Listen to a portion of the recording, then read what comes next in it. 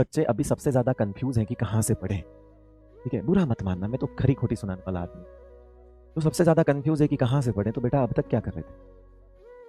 अब तक क्या कर रहे थे?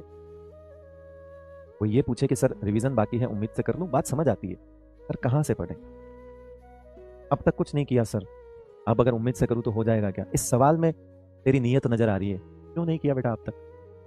अगर सारी कंडीशंस थी, बढ़िया था, कुछ दिक्कत नहीं थी, ओवरऑल हेल्थ वगैरह इशू नहीं था या फैमिली में कोई प्रॉब्लम नहीं थी, तो फिर अब तक क्या कर रहा था भाई?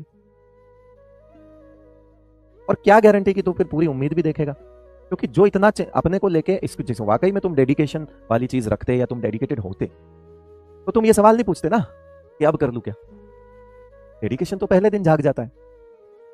इसलिए बेटा ये सब बातें ना अच्छी लगती है बोलने में, यार सोचो ना यार, किया तो है ना तुमने, तुम्हारा नुकसान, तो घबरा क्यों रहे हो? फिर पढ़ो, अब जो सामने है वहीं से पढ़ो बेटा यार।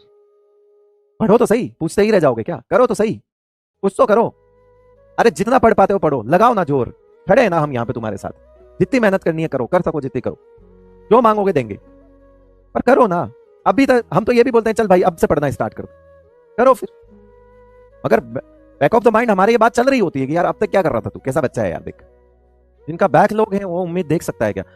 आई थिंक अगर 1 से 2 या 3 लेक्चर्स के बैकलॉग हैं तो देख सकता है। अगर आपको ऑलरेडी 50 से 60% चीजें आती हैं तो जरूर देखिए।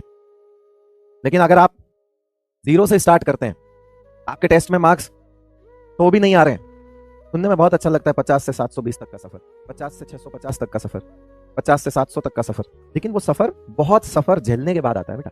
बहुत संघर्ष होता है उसमें, मुश्किल बहुत है मगर नामुमकिन नहीं है, ये तो मैं भी बोलता हूं।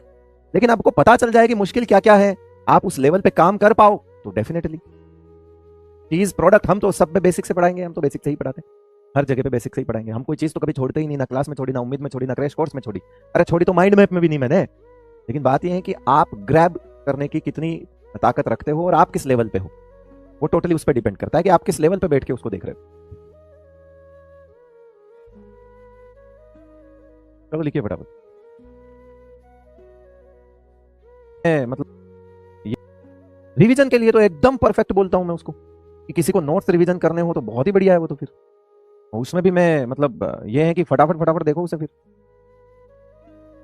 उसमें भी आपको जहां जरूरत नहीं है रिवीजन की वहां मत देखो यार। अपना टाइम बचाओ बेटा जैसे भी करके ना। ऑब्वियसली ये सब हम किसके लिए कर रहे हैं? ताकि बच्चा पढ़ ले, इसीलिए कर रहे हैं।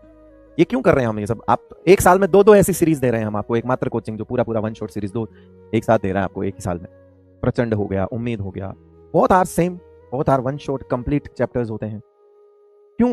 हम आप ही के लिए तो कर रहे हैं ये सब।